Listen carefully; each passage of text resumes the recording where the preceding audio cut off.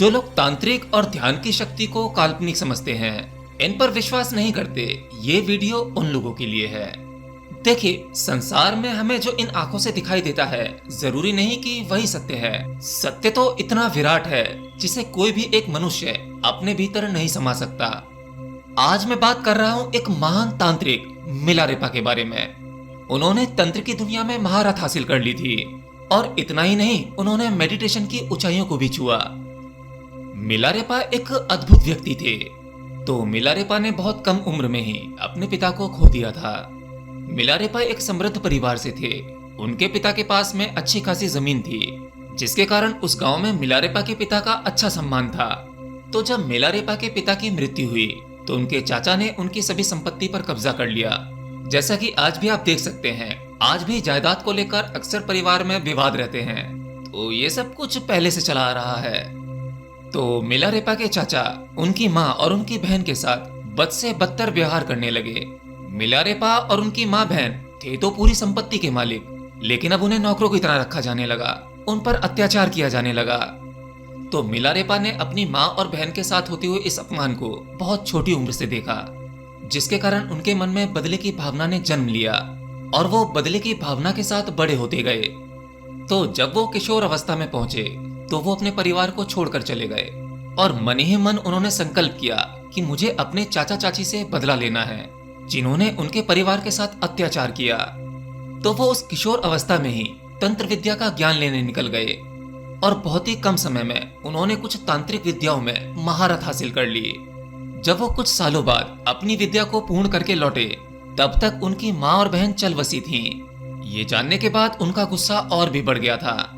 मिलारेपा को अब किसी भी हालत में बदला लेना ही था। वो एक अच्छे मौके की तलाश कर रहे थे। तो एक दिन उसके चाचा ने अपने बेटे की शादी तय की और अपने सभी मित्रों को न्योता दिया।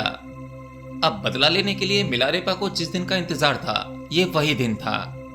शादी के उसी दिन मिलारेपा ने अपनी तांत्रिक विद्याओं का इस्तेमाल करके उस घर पर बर्फ के ओलों की बारिश करा दी। कहते हैं कि उसके चाचा चाची के साथ उस घर में लगभग 80 लोगों की मौत हो गई। वो पूरी जगह ओलों के नीचे दब गई। वहां सब कुछ तबाह हो गया था और मिलारेपा का बदला पूर्ण हुआ। ये सब कुछ करके शुरू में मिलारेपा को अच्छा लगा, उसे खुशी मिली, लेकिन बहुत जल्द ही उन्हें इस बात का पछतावा होने लगा। और ऐसा होना स्वाभाविक था। अगर कोई सच्चा व्यक्ति अपनी शक्तियों का प्रयोग इस तरह से करेगा, किसी को नुकसान करने के लिए करेगा, तो उसे बाद में पछतावा होना स्वाभाविक है। आपको हमेशा बुरा काम करते रहने के लिए आपके दिल को बुरा होना पड़ेगा, आपको बेहोशी में जीना होगा। इसलिए कहते हैं कि अगर किसी भी व्यक्ति में थोड़ी भी संवेदनशीलता है तो वो अपने हर एक गलत काम के बाद पछताता है, और अगर कोई नहीं पछताता तो वो भीतर से बहुत बुरा है, उसका दिल बुरा है। तो मिलारेपा के साथ भी कुछ ऐसा ही हुआ। ये सब कुछ करने के बाद उनके भीतर से कहीं ना कहीं कुछ अशांत हो गया, वो बेचैन हो गए। फिर उन्होंने तय किया कि उन्हें इस अशांति से निकलना होगा। वो जान गए थे कि उन्होंने इस जीवन का बहुत दुरुपयोग किया है। तो अब वो आध्यात्मिक प्रक्रिया में लगना चाहते थे। वो कुछ ऐसा हासिल करना चाहते थे जिससे कि वो इसी जन्म में इन सब से किसी भी तरह मुक्त हो जाएं। जो कर्म उन्होंने किया है उस कर्म से मुक्त हो जाएं। तब वो गुरु की तलाश में निकल गए। वो कई गुरुओं से मिले, पर उन सभी गुरुओं में से उन्हें कोई ऐसा गुरु नहीं मिला कि उन्हें इसी जन्म में आत्मबोध करा दे। गुरु की तलाश करते करते आखिर में उन्हें किसी ने बताया कि इस मामले में तुम्हारी केवल एक ही व्यक्ति सहायता कर सकता है, वो है मारपा। फिर वो मारपा की खोज में निकल पड़े। तो जब वो मारपा के शहर के नजदीक पहुंचे तो वहां उन्हें कुछ बच्चे खेलते हुए मिले। उन्होंने उनसे पूछा कि मारपा कहाँ मिलेंगे। मारपा की खास बात ये थी कि वो 3 बार भारत की यात्रा कर चुके थे और यहाँ के गुरुओं से शिक्षा ली थी।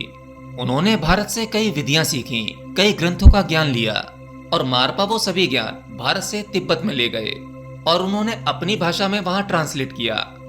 तो जब मिलारेपा ने बच्चों से पूछा कि मारपा कहाँ मिलेंगे, तो उनमें से एक बच्चा बोला कि मैं जानता हूँ वो कहाँ मिलेंगे, और वो उन्हें अपने साथ एक खेत में ले गया जहाँ मारपा खेत जोत रहे थे। जब वो बच्चा मिलारेपा को वहां ले गया तो मारपा ने उन्हें देखकर हल को खेत में ही छोड़ दिया और मारपा ने मिलारेपा को एक ग्लास में एक प्रकार की शराब दी और कहा कि इसे पी लो और उसके बाद खेत में काम करो। तो मिलारेपा वो शराब पीकर खेत जोतने लगे, वहां काम करने लगे। मारपा वहां से चले गए और वो बच्चा वहीं खड़ा होकर देखता रहा। जब खेत का काम खत्म हो गया तो मिलारेपा को समझ नहीं आया कि अब क्या करना है, तो वो वहीं खड़े रहे। फिर बच्चे ने उनके पास आकर कहा कि अब मेरे साथ आ सकते हैं। वो बच्चा उन्हें अपने घर ले गया। तब उन्हें एहसास हुआ कि ये बच्चा मारपा का ही बेटा है। फिर मारपा ने मिलारेपा से हर प्रकार की मेहनत के काम कराए।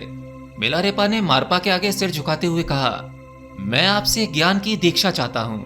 मैं अपने इसी जन्म में आत्मज्ञान या मुक्ति चाहता हूँ। मैं अगले जन्म के चक्कर में नहीं पड़ना चाहता, तो कृपया मुझे दीक्षा दें और मेरे लिए यहीं रहने का और खाने पीने का इंतजाम करें। तो मारपा ने कहा कि ये तुम्हें तय करना है। अगर तुम चाहो तो मैं तुम्हें यहाँ रहने की और भोजन की व्यवस्था कर सकता हूँ। ज्ञान कहीं और ढूंढ लो, और या फिर मैं तुम्हें ज्ञान दे सकता हूँ, मुक्ति के मार्ग पर ले जा सकता हूँ, लेकिन फिर तुम रहने और खाने पीने का इंतजाम कहीं और से करो। तुम्हारे पास दो खुले विकल्प हैं। तो मिलारेपा ने बिना सोचे समझे कहा, ठीक है, मुझे मुक्ति चाहिए, आत्मज्ञान चाहिए। मैं अपने रहने खाने का इंतजाम खुद कर लूंगा। तो मिलारेपा बाहर भिक्षा मांगने चले गए। वो बहुत जोशीले और ताकतवर थे। जिस चीज का निश्चय करते थे वो कर डालते थे। और ये बात इससे भी साबित होती है कि उन्होंने बहुत ही जल्द तांत्रिक विद्याओं में महारत हासिल कर ली थी। पर वो जान चुके थे कि तांत्रिक विद्याएं उन्हें मुक्त नहीं करा सकती। तांत्रिक विद्याएं तो उन्हें और फंसा देंगी और पाप में डाल देंगी, पश्चाताप में डाल देंगी। तो मिलारेपा भिक्षा मांगने काफी दूर निकल गए। उन्होंने साल भर का भोजन का इंतजाम कर लिया ताकि वो आराम से बैठकर आत्मज्ञान की शिक्षा ले सकें। उस इकट्ठे किए हुए अनाज में से उन्होंने कुछ अनाज बेचकर एक तांबे का बर्तन खरीदा। हाँ, तिब्बत में ये एक पारंपरिक बर्तन है। वो बर्तन उन्होंने अपना खाना बनाने के लिए खरीदा था। वो अनाज के बोरे को सर पर रखकर मारपा के घर पहुंचे और वहां जाकर वो बोरे को पटक दिया। मारपा उस समय खाना खा रहे थे। उन्होंने अपना खाना छोड़ा, बाहर आए और बोले, ऐसा लगता है कि तुम बहुत गुस्से में हो। अभी इस गेहूं के बोरे और बर्तन की आवाज से इस पूरे घर को हिला दिया। लगता है कि तुम अपने चाचा के घर की तरह इस घर को भी गिरा दोगे। दफा हो जाओ, यहाँ से निकल जाओ। तब मिलारेपा गिड़गिड़ाए। उन्होंने कहा कि आपके कहे अनुसार अपने लिए भोजन का प्रबंध करने गया था। अनाज का बोरा भारी था तो मैंने इसे गिरा दिया। तब मारपा ने कहा कि मैं कुछ नहीं सुनना चाहता, तुम यहाँ से चले जाओ, क्योंकि तुमने बोरे को ठीक से नहीं रखा। तुमने उसे नीचे पटक दिया। तुम लायक नहीं हो। मिलारेपा के बहुत प्रार्थना करने के बाद मारपा ने कहा, ठीक है, तुम बाहर रहो, घर के सारे काम करो, खेत के सारे काम करो, लेकिन तुम्हें सत्संग में बैठने की आज्ञा नहीं है। वहां बहुत से शिष्य आते, मारपा से दीक्षा लेते, लेकिन मिलारेपा को किसी भी प्रकार की दीक्षा नहीं दी गई। मारपा बस कड़ी मेहनत करते रहे। 8 सालों से ज्यादा उन्होंने वहां काम किया, बिना किसी शिक्षा या दीक्षा के। इस तरह का व्यवहार बाकी शिष्यों के साथ नहीं किया जा रहा था। वहां शिष्य आते, दीक्षा लेते, ज्ञान लेते और चले जाते। उनके साथ सामान्य व्यवहार हो रहा था, मगर मिलारेपा के साथ में कुछ ज्यादा ही हो रहा था। लेकिन मिलारेपा हार नहीं मान रहे थे। वो हर प्रकार से मेहनत कर रहे थे। एक दिन वो ऐसे सत्संग में आकर बैठ गए जहां उन्हें आने की अनुमति नहीं थी। मारपा वहां आंखें बंद करके बैठे हुए थे, तो मिलारेपा वहां दूसरे छात्रों के बीच में जाकर चुपचाप बैठ गए। वो उम्मीद कर रहे थे कि शायद उन्हें भी दीक्षा मिल जाए, मारपा का हृदय पिघल जाए। मारपा ने तभी अपना डंडा उठाया। वो आंखें बंद करके ही मिलारेपा के पास गए और डंडे से मिलारेपा की पिटाई कर दी। मिलारेपा लोगों के बीच में बैठे थे। मारपा आए और उन्हें खूब मारा। उन्हें घसीटते हुए बाहर ले गए और उठाकर बाहर फेंक दिया। इस तरह करते करते 13 साल बीत गए, पर मिलारेपा को कुछ भी हासिल नहीं हुआ। तब एक दिन उन्होंने मारपा की पत्नी से याचना की, जो कि मिलारेपा से सहानुभूति रखती थी। मिलारेपा उन्हें अपनी माँ की तरह समझते थे। वो उनके आगे गिड़गिड़ाए, उनसे कहा, कृपया आप मारपा से कहिए कि मुझे दीक्षा दें। बस वो केवल मुझे एक क्रिया बता दें, एक छोटा सा ध्यान। मुझे कुछ नहीं पता, मैं कुछ नहीं जानता। मैं इतने सालों से प्रयास कर रहा हूँ, लेकिन मुझे कुछ हासिल नहीं हुआ। मारपा की पत्नी का हृदय पिघल गया। उन्होंने मारपा से बात की। मारपा ने कहा, ठीक है, लेकिन पहले उसे मेरे बेटे के लिए एक घर बनाने दो, और ये घर उसे अकेले ही बनाना होगा। वो किसी दूसरे व्यक्ति की सहायता नहीं ले सकता। मैं 3 कोने वाला घर चाहता हूँ। तो मिलारेपा ने 3 कोने वाला घर बनाया, जिसे बनाने में उन्हें 2 साल लगे। फिर मारपा ने मिलारेपा से कहा कि ये 3 कोने वाला घर मेरे बेटे के लिए ठीक नहीं है। इसे तोड़ दो और जो जो वस्तु जहां से ली थी उसे वहीं रख दो। अब 4 कोने वाला घर बनाओ। मिलारेपा ने 4 कोने वाला घर बनाया। मारपा ने कहा यह भी अच्छा नहीं है, 5 कोने वाला घर बनाओ। इस तरह करते करते कई साल बीत गए। मिलारेपा घर बनाते और वो घर रिजेक्ट कर देते, उसे तोड़वा देते, फिर दूसरा घर बनाने को बोलते। वो अकेले ही काम करते रहे, बार बार घर बनाते रहे। ऐसे करते करते उनका शरीर भी काफी कमजोर हो गया था।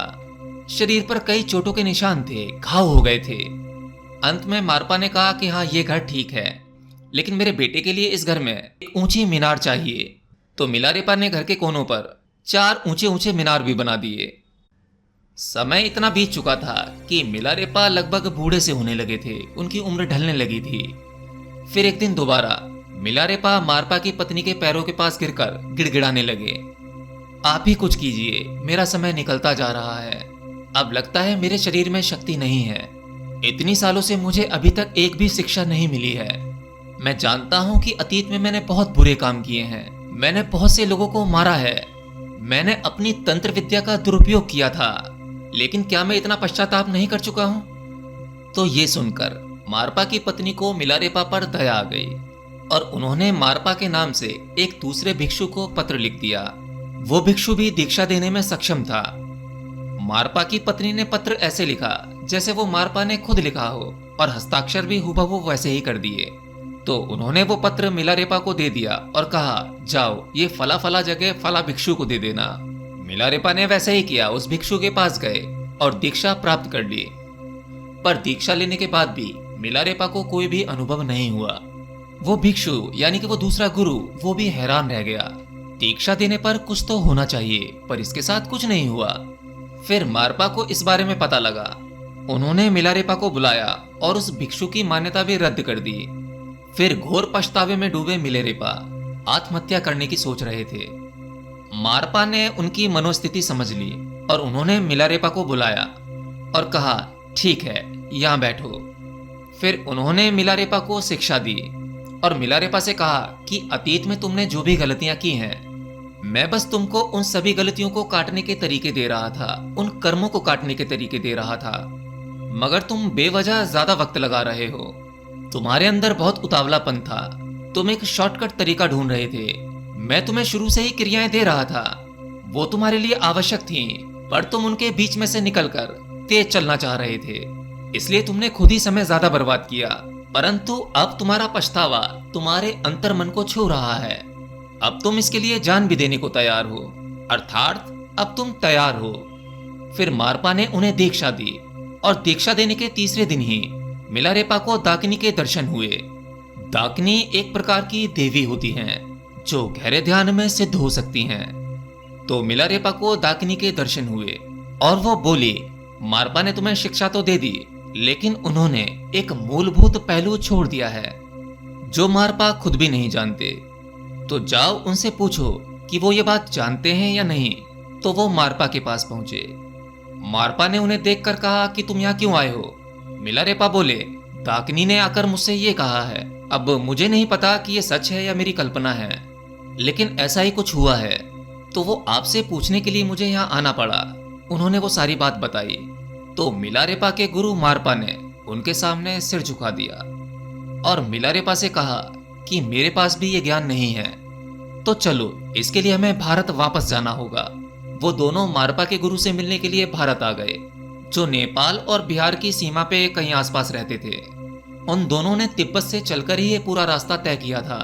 वो वहां पहुंचे और जब मारपा ने ये बात अपने गुरु को बताई कि दाकिनी ने आकर कहा है कि ये शिक्षा नहीं दी गई है, गुरु ने उनकी ओर देखकर कहा ये तुम्हारा नहीं है, ऐसा तुम्हारे साथ तो नहीं हो सकता, ये बात तुम्हें कैसे पता चली? तब मारपा ने बताया कि ये मेरे साथ नहीं बल्कि मेरे एक शिष्य मिलारेपा के साथ में हुआ है। तब वो गुरु तिब्बत की ओर मुड़े और अपना सिर झुका दिया। उन्होंने कहा आखिरकार उत्तर के अंधकार में एक छोटा सा प्रकाश चमका है। फिर गुरु ने मिलारेपा और मारपा को दोनों को बुलाकर आत्मज्ञान प्राप्त करने की पूर्ण शिक्षा दी और वो दोनों वापस लौट आए। मारपा जिन्होंने एक गुरु के रूप में शुरुआत की थी, अब वो मिलारेपा के शिष्य के रूप में बन गए। मिलारेपा तिब्बती संस्कृति में एक चमकता हुआ प्रकाश बन गए। इतना ही नहीं, मिलारेपा को एक और चीज बहुत ही खास बनाती है, अद्भुत बनाती है, और वो ये है कि अब तक कोई भी व्यक्ति, कोई भी मनुष्य कैलाश पर्वत की चोटी तक नहीं पहुंचा है, जहां पर विमान और पक्षी भी नहीं पहुंच पाते। असल में वहां पर मानव जीवन का दखल सख्त मना है। कैलाश पर्वत वही जिसे शिव का स्थान कहा जाता है, वहां कोई मनुष्य नहीं जा सकता। मिलारेपा इतिहास में पहले और आखिरी व्यक्ति थे जिन्होंने कैलाश पर्वत की चढ़ाई की थी, और वो कैलाश पर्वत की चोटी तक जाकर वापस आए थे। उन्होंने वहां के अद्भुत रहस्य को जाना और उन रहस्यों के बारे में जिक्र किया, और वो ये भी जान पाए कि वहां कोई भी साधारण व्यक्ति क्यों नहीं पहुंच सकता। एनीवे, ये था महान तांत्रिक मिलारेपा के बारे में। शायद आपने कहानी पहले भी सुनी हो। मिलता हूं अगली वीडियो में किसी नई जानकारी के साथ। तब तक के लिए जय श्री कृष्ण।